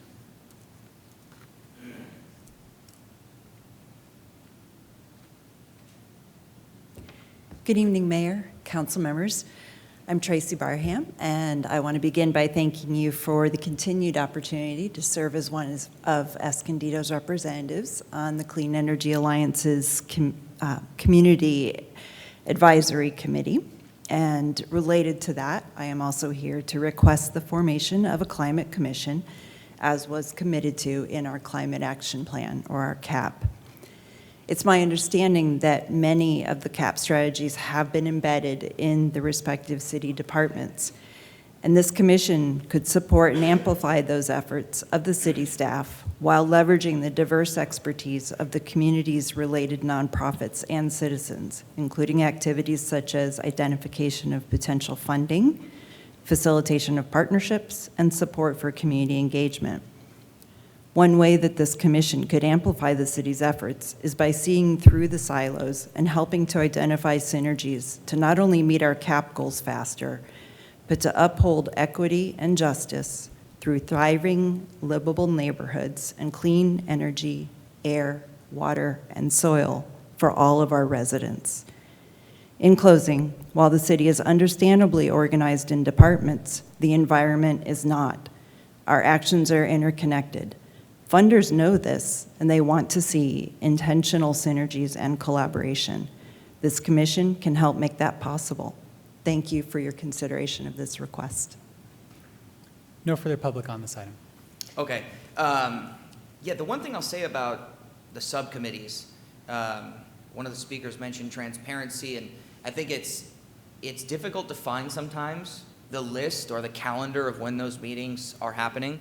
And if we could do more to share that when they're scheduled, share that on social media, that would be great.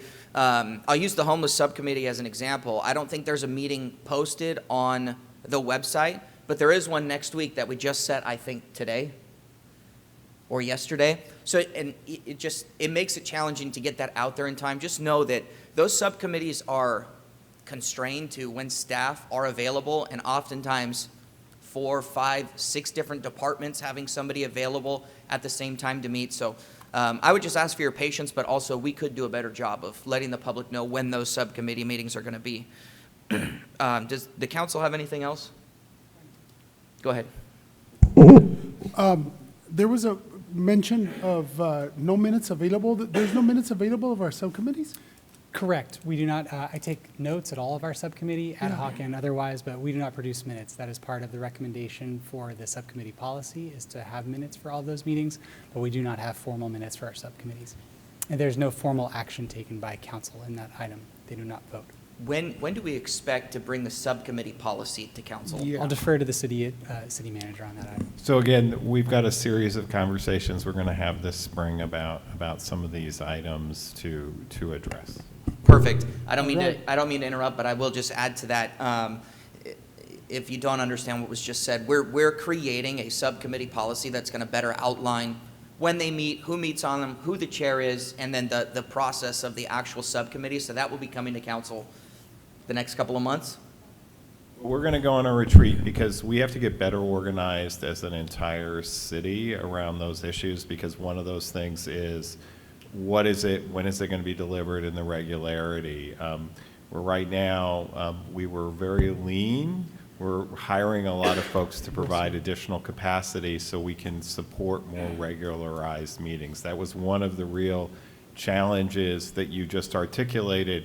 When was availability driving these conversations instead of having resources committed to regularly function them? There will also be some other conversations about transparency. I believe on January 7th, Zach, we're talking about AB 707? Correct, SB 707, yes. Yeah, so there are some things coming in the spring, but we also have to talk about resourcing those things, because creating minutes means additional staff in the room to record said minutes and get them out into the public.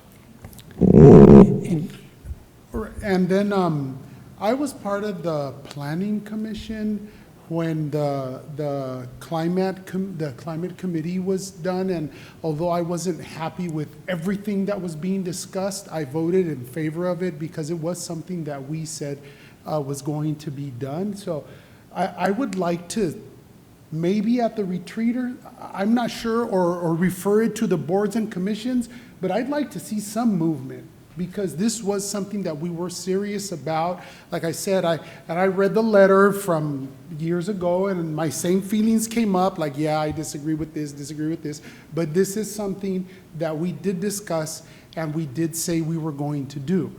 So I would like to have an opportunity for us to be able to discuss it transparently, openly, and then see what happens. Not committing in any way or direction, but let's, so I'm wondering, do we do it at the? Usually we do put that on the, If I usually the may, board and commission. I just want to interject for just one moment for Brown Act purposes, because the Climate Commission was not part of the agenda for this, so we didn't have it agendized for a formal discussion. If we want to consider that, placed on the future agenda would be the opportunity, unless the city manager has another recommendation. And I think that's why I'm pointing to the retreat, that we usually covers topics like this at the retreat so that we can build that regularly out, right? So again, yes. So, okay, I'll just expect to see it in there at that point. All right, so that's my last comment regarding this. And Mr. Mayor, if I may, I just wanted to show one thing. On the city's website, when you go to the agendas page where you can see all the city council meetings, that's where we do list all of the commission meetings. So for example, on 12/23, we're going to have a homelessness subcommittee meeting. We had the council school subcommittee meeting occurred. But anytime anyone wants to see those meetings, they're posted there, just for everyone's awareness. But we could do a better job putting them elsewhere too. Really quick, could you go to the homepage of that? Sure. So the way to get to there, for everyone's edification, is you go on the city's homepage, agendas and minutes, right here. And this is where you're able to submit your public comment, request to speak. You can see the meeting broadcasts, go through the calendar, all the other resources, past public comments, et cetera. Can you go before? Can you just stay back on the home navigation just for a moment and just kind of scroll down for a minute? Sure. And then keep going. Okay, I thought there was a calendar. There's there a it is. calendar here. Yeah. Does that also show the boards and commissions on this calendar?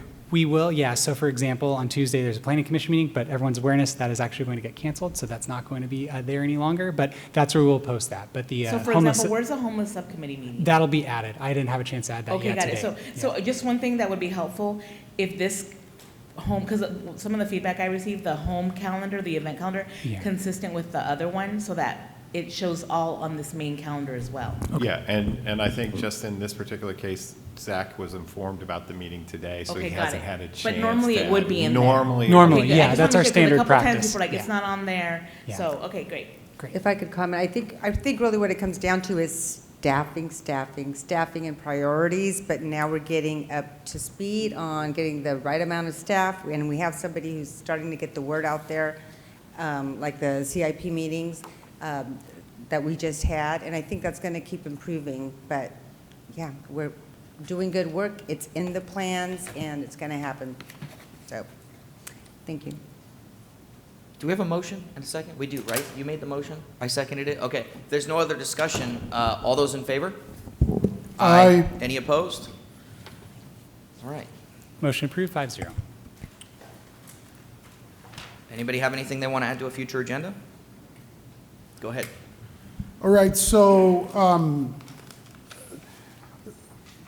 regarding the sister cities, one of our sister cities put in, asked if there were any public safety vehicles, specifically an ambulance, that we would retire if we could make a donation to them. So in my discussion before we had a sister city subcommittee with city manager, I was encouraged to put it on the future agenda, but at this point, I guess I'll I will refer it to our first meeting so we can go ahead and have a healthy discussion regarding that because we have a number of ambulances that are going to be retired.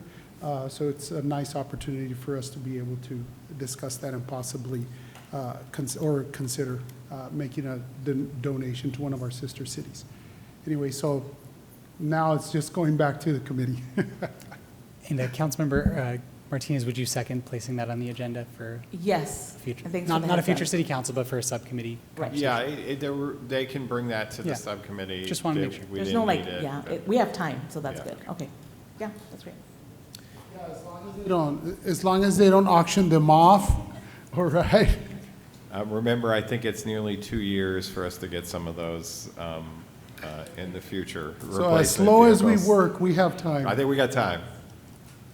All right, council member subcommittee reports and other reports. I'll start down at the end. Councilmember Fitzgerald. Thank you. On Monday, the 15th, was the first day of Hanukkah, so happy Hanukkah. Also, it was my CIP meeting. Attendance, conversation was good. I was really glad to see those that attended go and interact with staff and ask the questions, and I really appreciated the staff being there because they were the subject matter experts. So I do believe with how we're rolling this out and with the continued marketing that the new person that we have is doing, I think the future meetings are going to be even more successful and the outreach is going to be better and they're going to be greatly attended. Let's see, on Tuesday, I attended a Palomar College Board of Trustee meeting, discussed partnerships with the city on internships, apprenticeship programs, and just future things, and then also the arts and for having them engage more with the art community here in Escondido. The one thing that I'm really happy to talk about, and I'm actually glad that they are here. So on Sunday, I think the highlight of my week was this Sunday. I attended the Escondido Christmas Festival, organized by Angel Aguilar and his wife Soheila, who are here. It was fantastic. The line, it was about 1,000 people. You just saw kids out there. So they were able to procure 3,000 gifts, maybe more, and they were able to give these gifts to about 1,000 kids in our community. So I want to applaud you. It was so impactful. Everybody was having a wonderful day, and so I'm glad you're here today because that was a highlight of my week. On something else that was announced on December 12th, DA Summer Stefan announced that because of Prop 36, this is a county-wide measure that is going to benefit us here as well. So essentially, it's dealing with arrest as far as the dollar amount that has been lowered in order for it to be a felony, and then also if people are repeat offenders. There is a program, and it kind of links into homelessness that they're offering. If they are repeat offenders because of their addiction problems, they are taken into custody, and there's either mandated treatment, drug court, some services, and residential programs. So I think that's really good to where now people are being taken in custody for their safety and then also for them to get the services that they need and again to be watched over. So while we're working on our solutions over here, it's really good that that is also available to the people here in our community that face this issue. And that was it. Thank you. All right. Saturday, I had the opportunity to have the invocation at the Wreaths Across America. Here at our cemetery, a large number of volunteers, after a beautiful ceremony, put wreaths on all our service members' headstones. So I had the invocation for that. That was just absolutely beautiful. I also had the opportunity today to be at Santa's Walk at the Park Avenue Center, and after giving away T-shirts and hats, and then warming up there with all the seniors, and I just had some people to talk to there, so I wasn't able to go on the walk, which was around the block, but it was a lot of fun. It was great, and those were a couple of the highlights that I had this week. So that will conclude my report this week. I wasn't here last week to talk about how wonderful the Christmas parade was, but I've had a bunch of people reach out to me saying that at nighttime is the way to go, and it was very successful. And for me personally, I walked down the center of the road on Grand before it started, and just to see the thousands and thousands of people out there packing the sidewalks was pretty incredible. So that was good.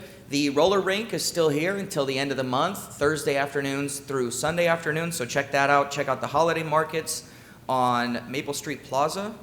And the one thing Councilmember Fitzgerald left out was the bike giveaway. We went to a bike giveaway. Rotary assembled how many bikes? 90 bikes. And we went to Lincoln Elementary School and made it appear as though we had 5 or 6 bikes to give away. And at the very end, they pulled this curtain back, and there's 90 bikes there for every single kid that was there. And they went nuts. It was the coolest thing. But beyond that, the next meeting is January 7th, and that'll conclude my report. I'll make this brief. I agree with my colleague. The Christmas festival is great. I think it's my 3rd or 4th year volunteering as Santa's elf. Not really an elf, but they put me to work. I think more than previous years. So you guys owe me like a coffee or something. So other than that, Merry Christmas, everybody. Happy Hanukkah for those who are celebrating. Happy New Year. And as always, thank you to my community for the privilege of serving. Last Friday, I attended a San Diego River Park JPA meeting. There we reappointed the current vice chair, council member from Solana Beach, and so the chair and the vice chair. I will remain on a member of one of the budget subcommittee there. Also, I mentioned that the executive director is leaving. She's been with the organization for over 20 years, and she's leaving, and she's extended her time through the end of summer. So there was also a committee formed to develop a search committee to try to find her replacement. So we'll be sad to see her go, but we're glad we have her 6 months in for the new person, hopefully, that will be onboarded. Next week, I will be at the Senior Center serving lunch on Christmas Eve. That will be fun. And I thought I had one more. Oh, and then this weekend I was at the downtown, and it was really cool because I do see people supporting local and shopping local, and I ran into our former finance director, Joan. She was there, and our former housing manager, Holly, and she doesn't even live in Escondido, but they were here supporting our city, so I thought it was cool running into former employees in our downtown. Everyone said that everything looked great. So that's all I have. Happy New Year, Feliz Navidad, Happy Hanukkah, and I wish you all a restful, fun break. City Manager? Just a happy holidays to the organization and the community and to the council. Mr. Angel, did you want to make a comment? Yes. Now's your time to shine.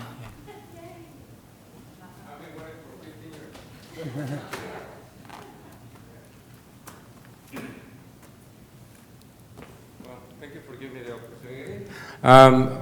Everybody knows I've been doing this for 15 years, and thank you for showing up, Judy and Chris.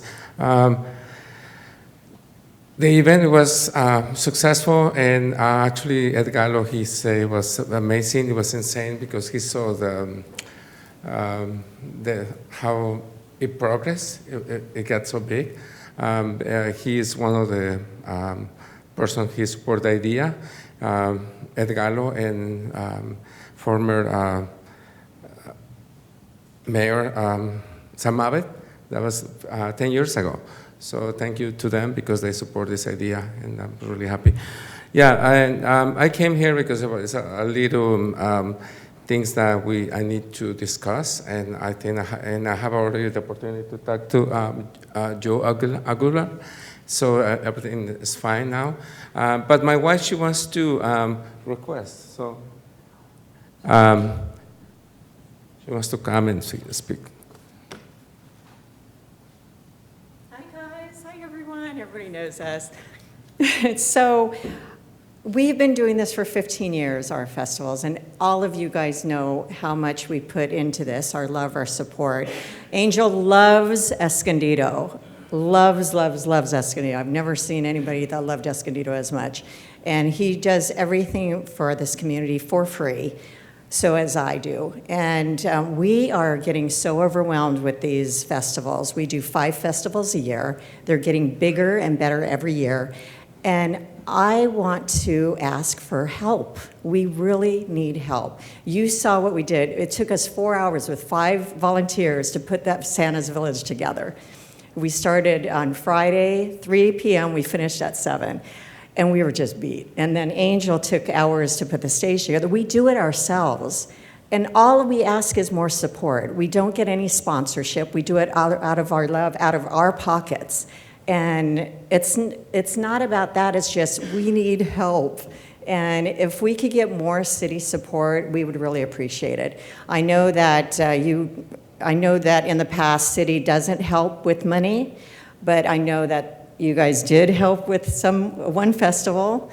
And, we've been doing this for 15 years. And if I could only ask for at least $5,000 to $10,000, I don't care, a year, a festival, that would go a long way. And especially what we do. I mean, everything, like I said, Angel puts these festivals, he gets money from vendors, and with that money, he actually pays for the entertainment.